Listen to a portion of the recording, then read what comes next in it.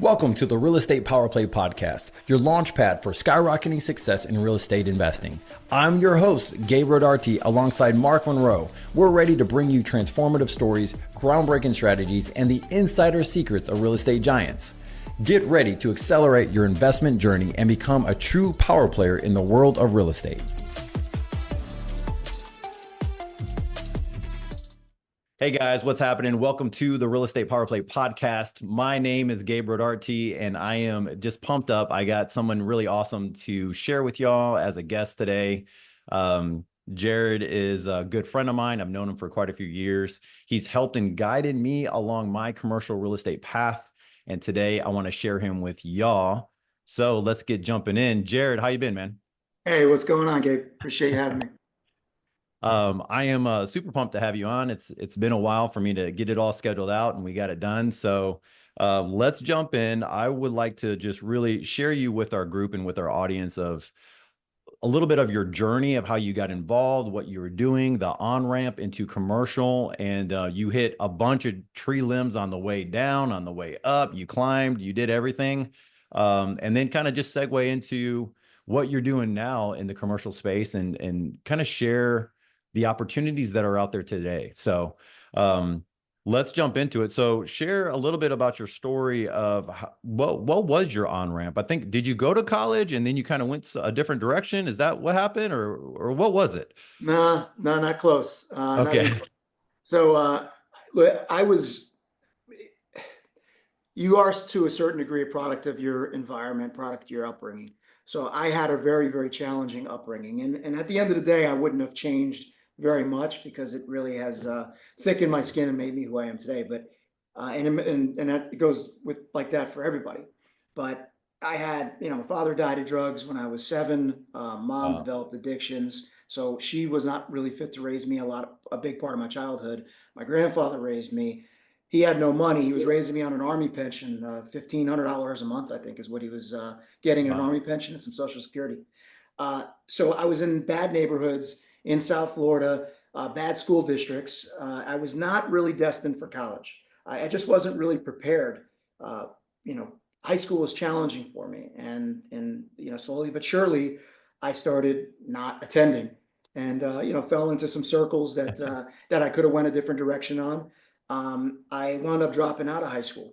My senior Wow. year, I had about 4 or 5 classes left, but I was on my own. I got an apartment with a couple shitty roommates when I was 17, and I moved out, and I never looked back. So because I was on my own, I had to fend for myself. I had to get a full-time job, and at the end of the day, I didn't have any real education, but I had a knack for sales. I had a knack for getting along with people, kind of being that chameleon.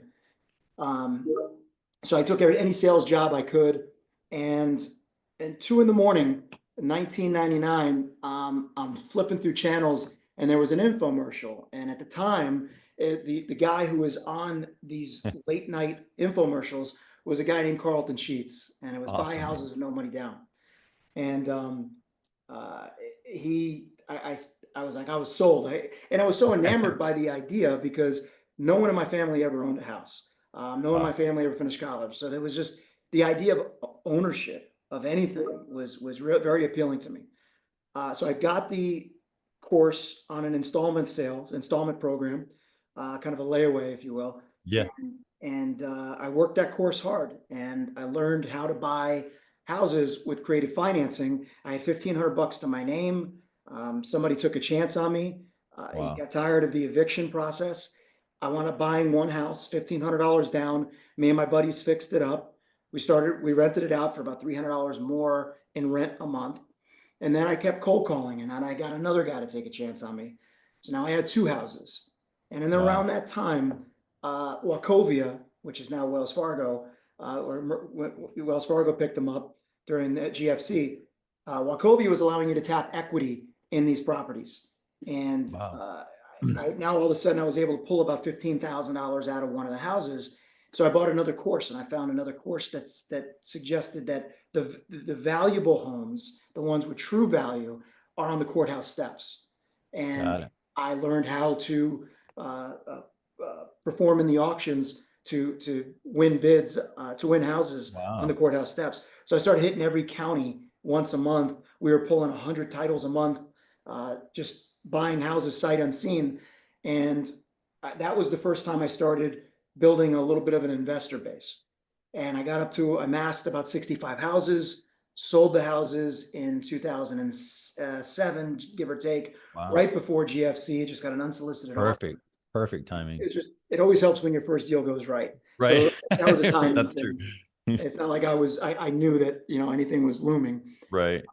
So that's kind of the evolution of my real estate commercial, my real estate residential career. And ultimately, after GFC, I had to reinvent myself. And then I was looking for the next mentor, the next course. And ultimately, Gabe, that's how you and I met, is through the commercial. Wow. Wow. Yeah. And then you're in commercial academy, right? And so that happens '07. Then you go to, so there's a gap of time in there, right? And you're learning commercial during that time. Is that what? Say that again. So on the '07, between '07 and '09, like 10, during that time, you're going into commercial. You're Yeah, it saying, was hey, funny. Yeah, go ahead. in 2007, I had a radio show. I was doing financial services, selling really life Nice. insurance and fixed investments. And I was doing really well. It was before the crash, and everybody was looking to transfer wealth. Any wealthy person. I'm in Right. South Florida, so I'm kind of in the mecca of where you would, Right. retire with money. And um, around that time, there was something called the Wealth Annex, and it's where Trump spoke, and Colin Powell, and George Foreman. And one of the guys who opened up was Scott Shield, and we got to meet each other. I bought his course. Didn't really think much of it in 2007. I didn't really focus on it. And then when the crash happened, I'm like, okay, I stockpiled some cash because of the sale. I want to know where the next opportunity is. Right. Then I hear this guy talking about buying $10 million buildings with no money down. I'm like, well, it worked the first time. Let's Let's do it again. let's try this again. Wow. So that's my transition into the commercial space is going to his boot camp. I think in 2000 and late 2010. Didn't have any Okay. commercial real estate. Didn't have much residential anymore. I think I still had 10 houses left, and that was it. And I was hooked. And I said that's the next path in my career in real estate. So that's the next path. So you do this, which by the way is a crazy story, crazy journey. And, it's easy to look back, right? And to go and say, hey, I'm 43, right? So it's easy for someone to go, oh, wow, that was really fast. But when you're going through it on the daily, it's not, right? So, and from my Every understanding, Yeah, every day is long and every year is short. yeah, It's amazing yeah, how it goes, especially after you have kids. But yep, yeah, and it is something where you get frustrated in this business, that things move, especially on the commercial side. Residential tends to move a lot quicker. yeah, On the commercial side, everything takes 60, 90, 120 days. And God forbid you're doing land development, everything takes a year plus before you yeah, actually see any fruits. yeah, yeah. We've been part of both of those. Right. Um, your first purchases, commercial, you get out, you find some stuff, you meet some people. Are you single-handedly Lone Ranger going after it, gunslinging, or is this something like you've learned from before? Like, what's your strategy at this point, 2011? You're moving into this next cycle. Like, what does that look like what do you look like at this point? I mean, it was a lot different then than it is now. But Yeah, back then, I think I mentioned this on another podcast. Somebody asked me a really good question. They said, what is the number one? What was your superpower in the beginning? How did you transition right. from residential to commercial? And I told them it was ignorance. It was the idea that Wow. it was not knowing how bad I can fail. And when you're on the basement floor, there is some there's true value in that. Yeah. So I was too stupid to know I can fail. So my first deal was a 156 unit apartment complex. That Okay. was my first real commercial deal. I mean, it's residential, but 156 unit. Sounds huge. Sounds big. Yeah. And half of me was paranoid and scared as shit that I'm taking a shot on this. Now, after with all the fundamentals that I did learn, to buy an apartment complex in a major metro area at what was at the time $9,700 a door, $1.575 million Wow. for 156 units. It's almost Wow. you almost close your eyes and you just hope for the best. So we closed on it. It was my first syndication with investors. I Okay. put my money where my mouth was. I did have a little bit of cash to go in. Ultimately, I raised 90% of the equity stack. Uh, Nice. and within 30 days of my first syndication, we had a murder. Oh Within my God. 60, 90 days, we had 2 fires. We had Oh, strong arm robberies. I had a truck go through one of the buildings because the guy didn't put it in park. It was a manual transmission and it was in Atlanta. So, you had hills. So right wow. through somebody's living room, somebody could have been killed. And so I had every challenge that could have possibly happened on that deal. And today, if that deal was presented to me at the same value in today's dollars, I would never touch that deal. It was the Really? wrong deal for me. It was the Wow. wrong deal for anybody that was just starting out because that wasn't sustainable at the time. So Wow. I was too dumb to know that I can fail on something like that. But we were on the basement floor. The basis was right. And we wound up parachuting out of that deal with a huge win for our investors 16 months later. I think we bought it for 9,700 a door. We ended up selling it for close to 20,000 a door. So Wow. it was a great win, but it was because of the timing it was timing in the market. Right. So again, I keep saying that one of the greatest things is when your first deal goes right, because it Yeah. does give you the confidence to go after the next deal and the next deal, Yeah. and it obviously gives you a good track record, and you stockpile your own cash for the next Right. opportunity. Right. So again, that was really timing, and I would never do it the same way. And if anybody comes to me with a Class C apartment complex, I will tell them all the challenges, and unless they really have a cushion or a backstop for the oh shits, never get into that asset class. Wow. So that launched you in, that sounds like it took you all of almost 2 years to really, like, you were there, you were crushing it, you were dealing with all the day-to-day stuff. Man, I was living in the model unit trying to Really? find where the riffraff was and where the shootings were occurring on the building, what side of the buildings. So again, I put my life, there was just no way I was going to lose investor money my first deal out of the gate. Right. So That's a so I good did point. everything I could to make sure I kept it on the rails. And that's why That's I would never go back to that. So what happens now? So now you finish that. You make some cash, you make some money off of it. You have a big win, right? Now Mhm. you go in and you're going, okay, this works. And so it's almost like your whole residential mindset is now gone. You see the opportunity, you see what's going on in the market. Where, so I always, like, I've been in the market since then. And so I can see that there's a reason why you'd want to sell in 15, 16, 17, 18. Perfect timing to sell those multifamilies that a lot of people picked up in 08 to 2011, really discounted properties at that time. And then now they're crazy now, but they weren't then. And now you move out. Is this where you go, okay, maybe multifamily is not for me, maybe a different strategy? Or is this like, how do you start pivoting asset classes? Because I know you do something different now. Well, that's exactly what happened. Because of the class, it wasn't the product type; it was the class. If I would have if I would have transitioned into Class B, maybe 80s vintage in good markets, I probably would have stayed the course on multifamily predominantly. But Got it. because I was so jaded with the experience I had with multifamily, not realizing that they're not all built the same, I transitioned. I said, I don't think I can scale to a business. My focus was not to be a rogue investor forever, but to actually scale and build a business. And I just didn't feel that product type was going to allow me to scale the way I wanted to. So I Got it. started divesting. I started looking at retail, office, industrial, and I really got excited about retail. So that was my second deal. My second deal was an REO. It was an old CVS building. Paid $500,000 for it in Woodstock, Georgia. It was a vacant building, but it was on a hard corner, crazy traffic count. I knew all the fundamentals, right? All the Wow. access, the visibility, just the curb appeal, the traffic counts, the curb cuts, everything. So I knew the basics. And I said, look, I don't know what we got here, but I think it's special. And I got one investor to come in.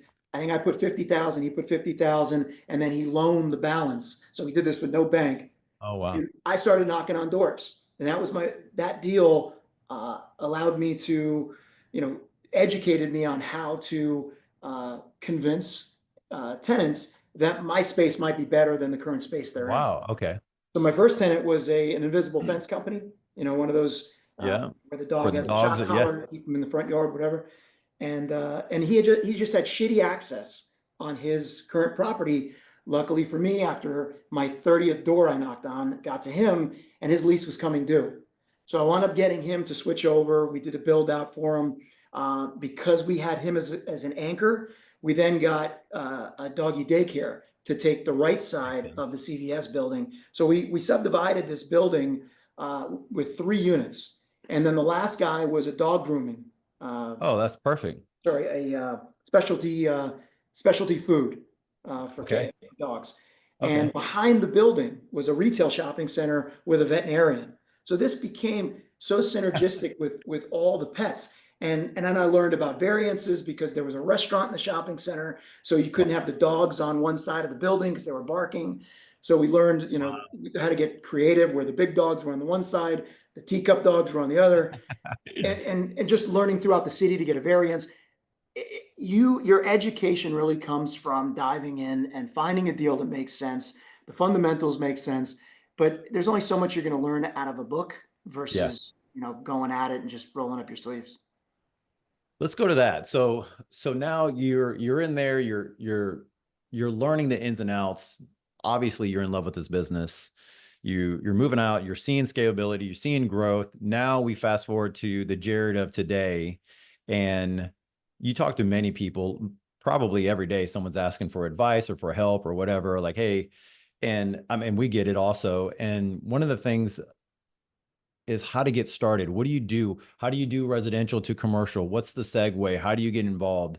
And I think that most people miss out on the opportunity of looking at, yeah, it's kind of like, where do you go to school, right? Like, where are you going to get your education from? And that in this world, you can actually choose where you want that education to be.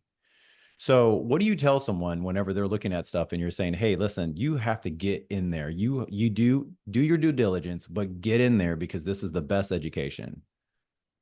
I think today there's going to be more uh, young Jareds than ever before. I didn't go to college when, going to college probably was the best option when you didn't have family money or backing or Right. some type of contact or network. But today, how available information is with podcasts like this, with YouTube videos, it's the information right now is endless. So there's really no excuse at this point. Wow. The one thing I've always thought about, with the patience that you need in this business and the patience you need to really build not only the education on the fundamentals of real estate, but how to build your capital stack, Right. how to talk to your investors, how to convince your investors that you're a well uh, uh, a well-versed professional that they should be investing with. Got Um, it. so one of the things that I focused on with my investor base is being interactive, letting them know why we think a deal is so good. A lot of our guys, they're That's very good. successful in their own careers, but they don't really know real estate. So I started doing these video updates about 12 years ago with YouTube, and it's a 2 to 5 minute video that basically just lets our investors know why we bought the property, how the property, what we're going to do to enhance the value, how long is it going to take, what our projected returns are. And then from the closing of that property, we do these videos every month. I do these videos just to keep them updated on what's going on. Are we on pace with our projections? What happened? What tenant came in? What tenant vacated? And by doing that, well, I'm in the face of my investors, so I stay relevant to them in between deals, and I'm giving them an education, so they're an educated investor, and they know That's good. they understand why a good deal is a good deal. That has been a game changer for us, and that was 12 years ago, and Holy that has moly. allowed me to build a much larger organic investor base. I'm not sure if I answered your question. I kind of went in a different That direction. is awesome, though. I mean, we can go in that direction because that's one of the things that a lot of people get nervous on is how do I acquire a $5 million property or a $1 million property or a $10 million property? How does it even work? And one of the things I've learned from you and some of the other guys in our group is how to always stay in front, right, of your investors, of the people that are looking at you that want to buy into whatever project you have And then also, I can imagine that you're also getting buy-in from other people that you don't even know, saying, "Hey, I have a friend of mine. They've been investing with you for the last couple of years. He says that you always update them." And then now you're getting some of that. You have your own ecosystem is basically what you created. And now you have other people that see the value of it and they're kind of referring you saying, "Hey, this guy knows what he's doing. He's a valuable, trustworthy person to invest with." Is that what's happening? 100%. I mean, there's something about a video that legitimizes what you do. Uh, Yeah, and it's very easy for somebody to refer, somebody that's knowledgeable when it's on video. Very easy just to forward the video and say, "Hey, I invest with this guy. Check it, check it out." And that's what's been happening over the years, and it's been a very organic build of our investor wow. base. Today we have, I don't know, a few hundred investors on our Rolodex, probably 170 active, and that's really how we've been doing it. I know every single one of our investors, every one of them. We've had conversations, we've met. There's a million different ways to skin the cat Yeah. with building, a capital stack. But this is the way we've done it. It helps me sleep at night knowing that I know all my Right. investors. The idea of crowdfunding and going with private equity and family office where they're the master to serve and they can leave you at the altar, prior to closing, and that affects your reputation in the brokerage community if you can't close Right. because of lack of equity. I just never wanted to go through that. So we've just stayed this course. And again, there's a million different ways to do this business, especially on the financial modeling. But this one has worked well for us.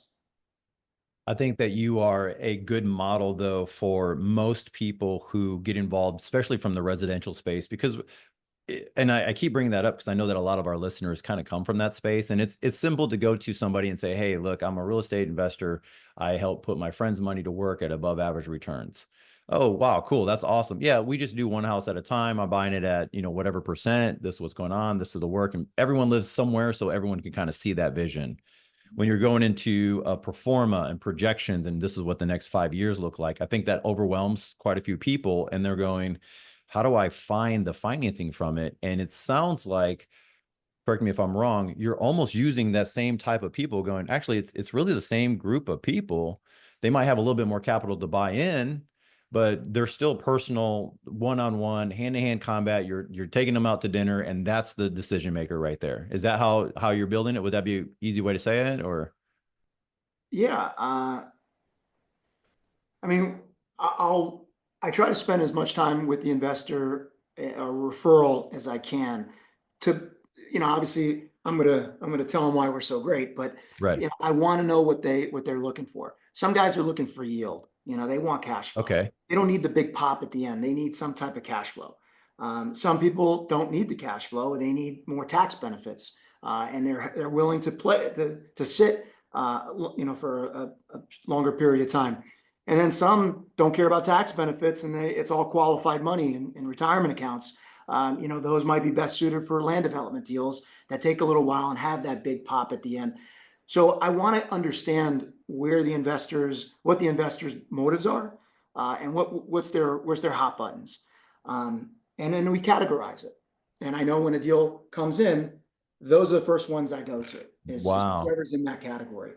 And it's taken a while to really morph into that best practice. Uh, That's amazing. And honestly, that's kind of over my head. That's something I didn't even know, that these different categories that you can put these into. And that makes sense because if you have an asset, you have to be looking at, and at your level, I'm sure you're going, this asset fits these type of investors. So I know I have buy-in here. And that, and you're at that place now going, what fits what, because you've got to sit down with them and just your experience and all the stuff that you're doing. That makes total sense. I have a lot of notes on that just by you sharing that. That's awesome. I can't wait to put that into place.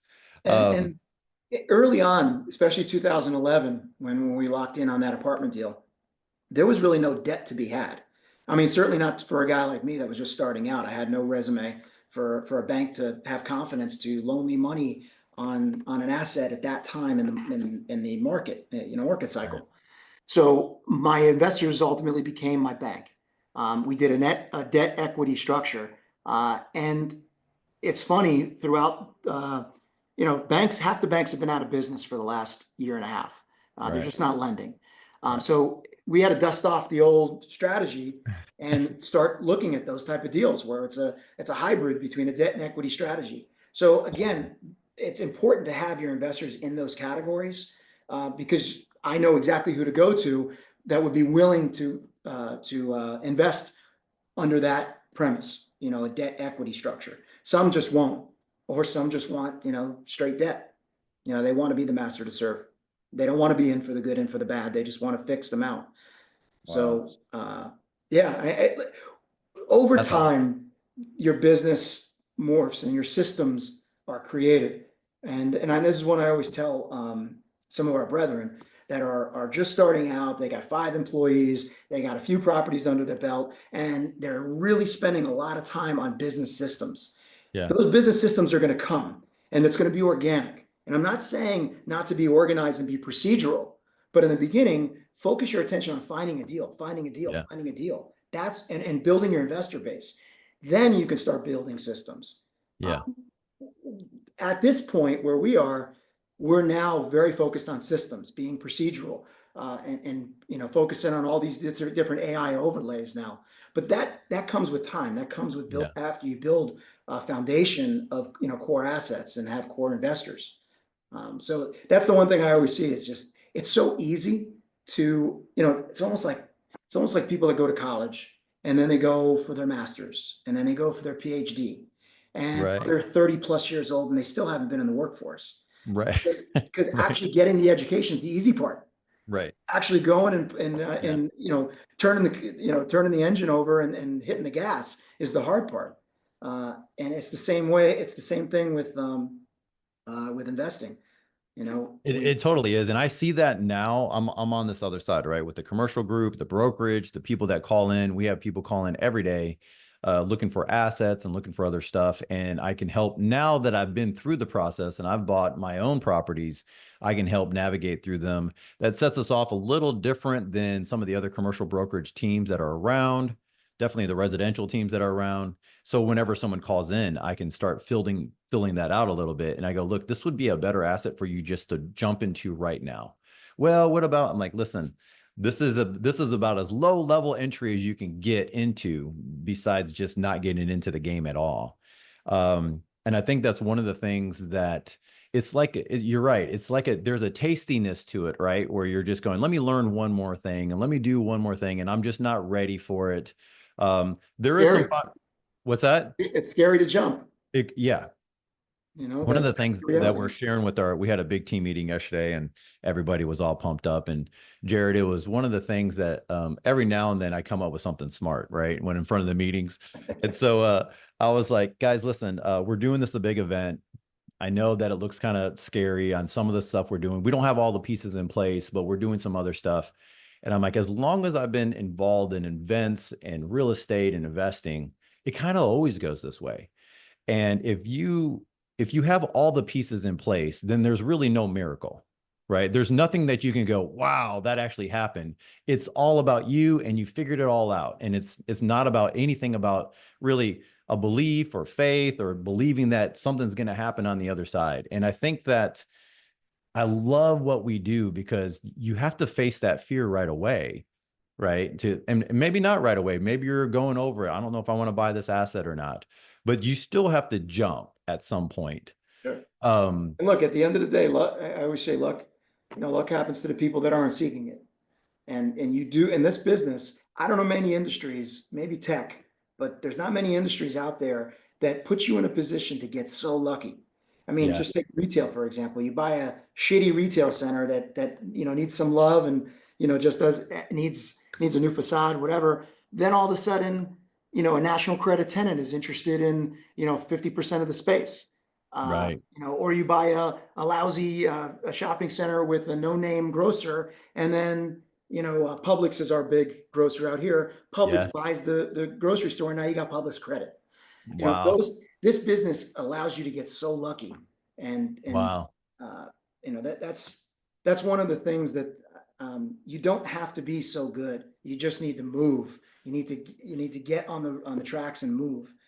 And listen, the idea of business systems, it kind of kind of creates, what I'm seeing is a lot of these systems are creating these big companies and these charts, these organizational charts of, Yeah. your COO and your Yeah. acquisitions and your accounting and all this stuff. Look, stay small enough, long enough, and you're going to be big enough soon enough. Yeah. That's that you just got to start looking at the two most vital parts of this business is deal flow and capital. Deal flow and capital. That's the focus. When you say deal flow, for those who are listening who might not know, we do a volume. Like last week, I think we sold 11 properties. This week, I think we're right now we're at set for 9 or 10. So we understand flow, right? But for those who might not know anything about that, when you say deal flow in the commercial space, what does that look like? In the beginning, all I was doing was taking lunches, not just with investment sales brokers that ultimately have the listing of commercial properties for sale, but also the tenant reps, the reps for Starbucks, the reps for LA Fitness, the reps for national credit tenants, because I was getting an understanding of the markets that they're looking to be in. So it's I was trying to find out where the puck was going, and the tenant reps were pivotal in my career.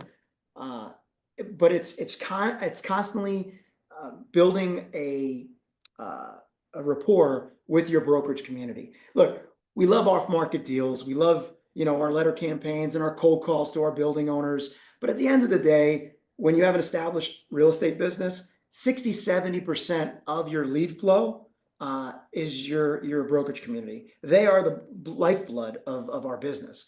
And the other 30-40% are, working with building owners directly, maybe joint venturing with other groups that have those off-market deals. But that's so important is building that deal flow with the brokerage community. They're going to do a Wow. much better job than you are early in your career. Wow. That's interesting because I think that many people run into that maybe not analysis paralysis, but it's easy to get behind a screen and pull an OM and then go, you're spending 30 minutes or an hour working on an OM that you'll never call the broker. And I get that, and I hear that, and I think you hear that too, of like, hey, just make the phone call, just get on the horn and just start calling people. Do you see that? And I know that you're you might not connect with that many people nowadays, but is that something that you see in the marketplace of the younger generation? Not maybe not in age, but in getting into commercial where they're just like maybe not making the phone calls or not jumping out there, not doing the other stuff. Yeah, I mean, Gabe, this none of this happens by accident. Yeah. But the good news is it is a numbers game and it's a hustler's game. The grinders are the ones that are going to be able to find that diamond in the rough. It's not those that are looking for the silver bullet are the ones that are going to spend a lot of time. It's just the hard road becomes easier. I mean, that's just the reality. Do the hard thing. Do the thing that nobody wants to do. I'll tell you, one of the best things where I sharpen my teeth on, and I thicken my skin on speaking to building owners direct and getting hung up on and doing my letter campaigns and trying to drum up business or cold calling old guys to sell me their house. All that really came from when I was selling life insurance, which is Wow. Yeah. probably the hardest product to sell, right? It's never bought, it's sold. Right. And that, I mean, I was in my 20s and I probably had a little bit more fire. I mean, I still got a lot of fire, but back then I would run through walls. And when I was selling life insurance, I had one where I was trying to find a target market. And I figured, okay, dentists. Okay. Dentists are going to be my target market. Right. I'm kind of meticulous with my teeth, and Yeah. dentists are going to be where I'm going to go.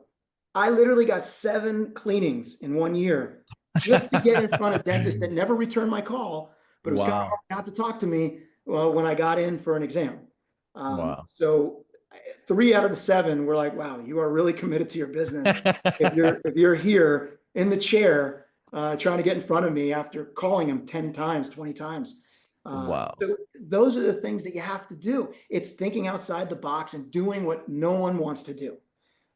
It's not magic. And again, I say this half jokingly. I am a complete Neanderthal. And if I can figure this out, this is not a hard game.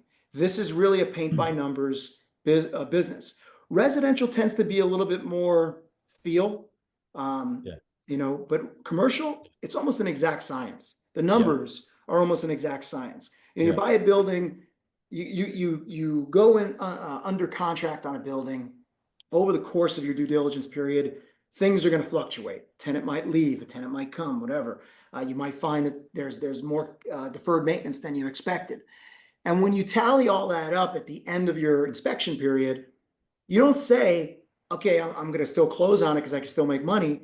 No, you go back to the seller and you say, I just need to get back to par.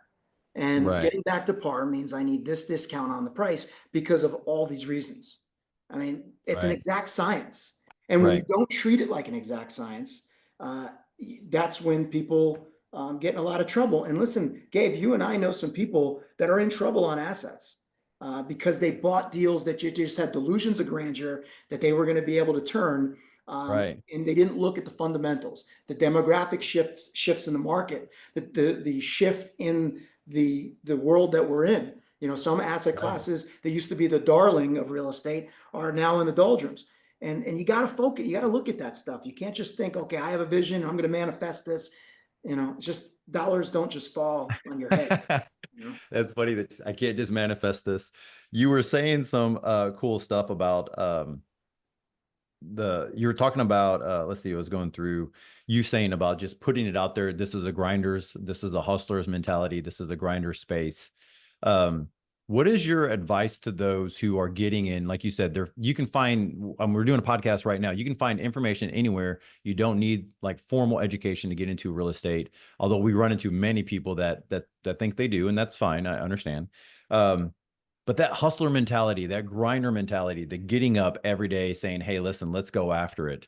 What is some words of wisdom that you can say even now? I mean, I still see you pushing through, and you have a pretty darn good established group of people. You have good, everything you do is not, maybe not everything, but I see a great successful man who's gone through everything to get here. How do you stay on peak? How do you stay on performance level, knowing that this is the business that we're in? Um, it's become somewhat of a cliche because every time you go on social media, there's some guru talking about a morning routine or Yeah. any routine. Yeah. It comes down to routine, right? It's all about consistency. It's reading your industry publications without any distraction. It's taking a block of time to look at the deals that hit your desk or on the outlets like CoStar and LoopNet. It's taking the meetings with your different departments in your office. It's being consistent with that, not just sporadic times that you do that, but it's actually in your calendar blocked out. Um, that's what built. Now, again, you might refine that over time and you might realize, okay, I'm spending time on this and it's not working, and you'll adjust. But it's the consistency of a routine that is monumental. I was lucky enough to have one routine for a very, very long time.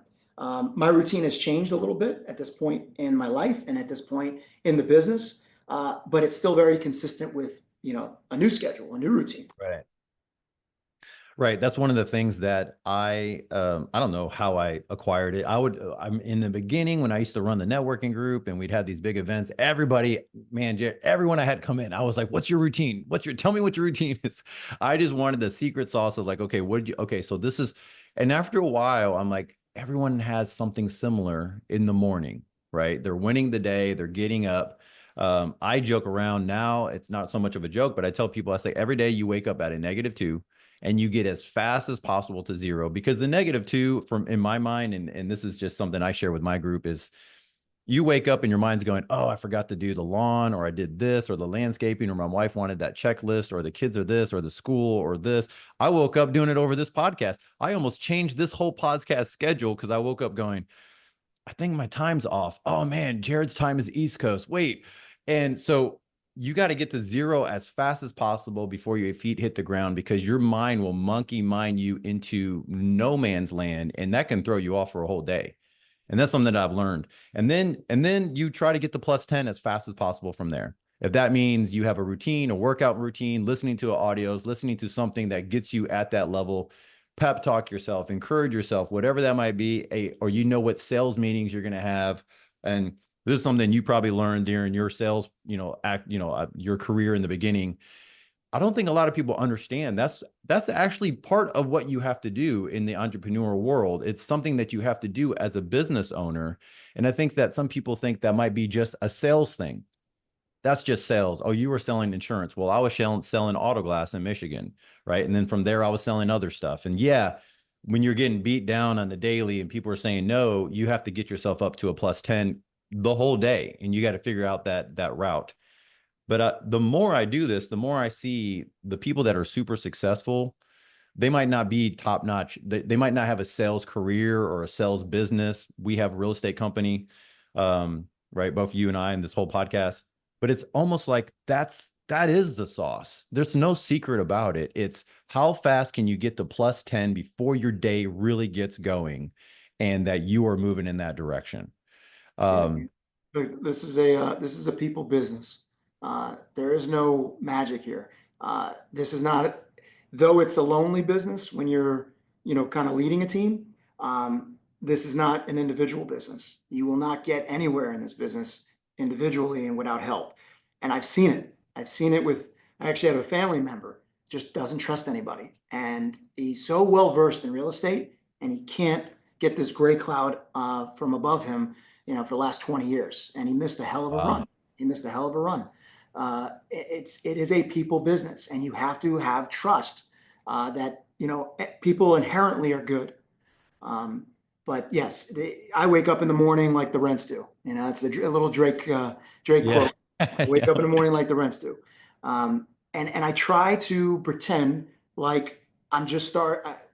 I'm visualizing that I just started out. I'm just starting out. Wow. So I don't have the means to go buy a property and not take all the steps that I took, 15 years ago today. Wow. It's very easy once you have the money in the bank account to not work so hard anymore with Yeah. raising capital, deal flow. You're like, all right, let me just deploy my own capital.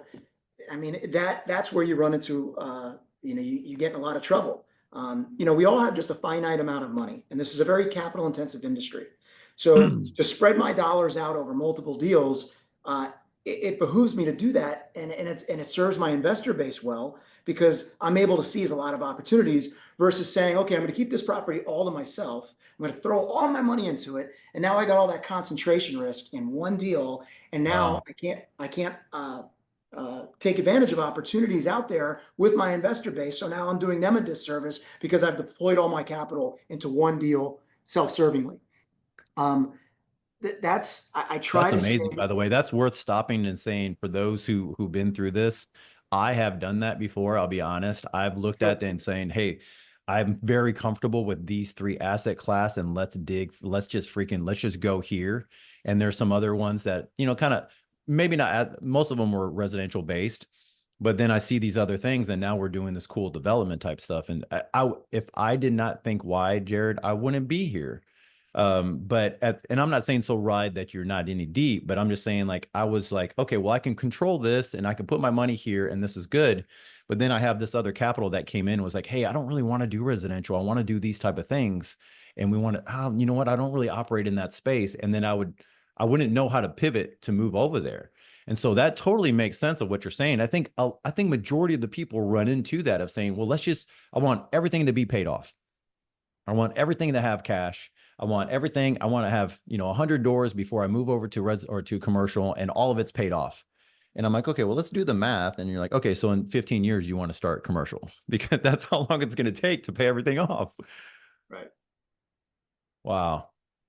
Yeah. I mean, like I said, everybody's going to have their own journey. Um, I There's a lot of mistakes that I made early on, but the core of what we've been building has never changed, which is communication with my investors, which in my opinion, transparency and communication are much more important than double digit returns to your investor. And I can't Wow. tell you how many people, uh, they burn a bridge every time they do a deal. They just don't communicate with their investors. I saw it with actually, somebody I was involved with. years ago that I'm sorry I got involved with him. He just did not, and other people invested with him, and those deals wound up getting foreclosed on, and never did he communicate with the investors. And what do you think happens? I mean, you are mud in the industry if that's the reputation that you have. So your integrity, transparency, and communication are very important in this business. And again, just staying in touch with the brokerage community, keeping your pipeline full of opportunities. Those two things, that is the core of this business. Wow. Whew, buddy, I have this is now 2 pages of notes from this one.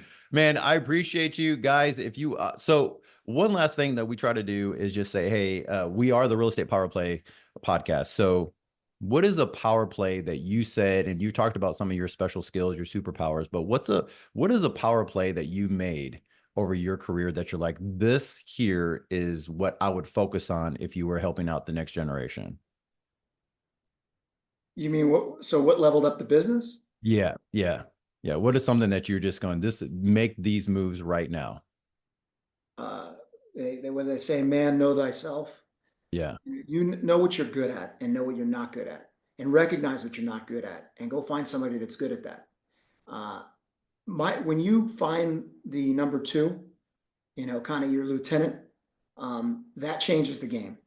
And that number two needs to be good at the things you're not. It needs to be that dynamic. It's like essentially it's like a marriage, right? yeah, You have to complement each other.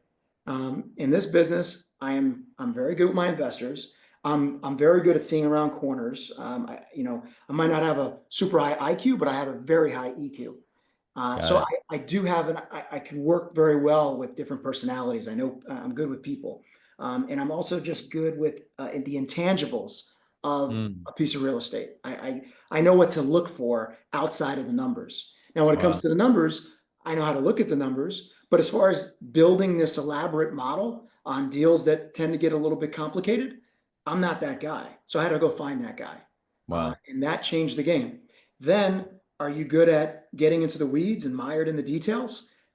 Because if you are, then you're probably not going to be good at the high level stuff and right, being the visionary and the growth component.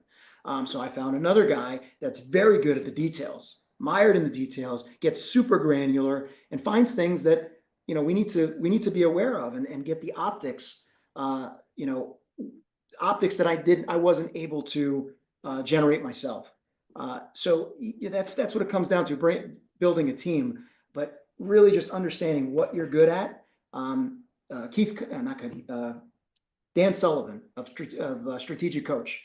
yeah, He talks about your unique ability. Focus on your unique ability. Do nothing but your unique ability. Go fill in all the things that support your unique ability. And he also talks about how you're the visionary. If that's whatever your unique ability is to grow the company, stay there. That your number two is the one that puts all your plans into action. And underneath your number two is all your team that makes it repeatable. And that framework has really helped me build my systems after we built the foundation of assets. And that's what I mean. Like, people just get mired in details early on. Just go do a deal. Go find a deal. right. Go find the money and go find a deal. Don't focus on anything else. That's that's really good too. Unique ability. All right, guys. Thanks a lot for listening for this podcast. Jared, how do we get a hold of you? If they're in your area, if they have stuff that might fit your pipeline or fit the type of assets, how are they getting in touch with you? So website is genevagp.com. You'll find all the information on there, genevagp.com. Also have a book coming out in April. A lot about my upbringing, but more about real estate war stories and some strategies. So I'll have that out there and also be on the website. Sweet. All right, guys. Appreciate it. I'll talk to you guys later. Peace.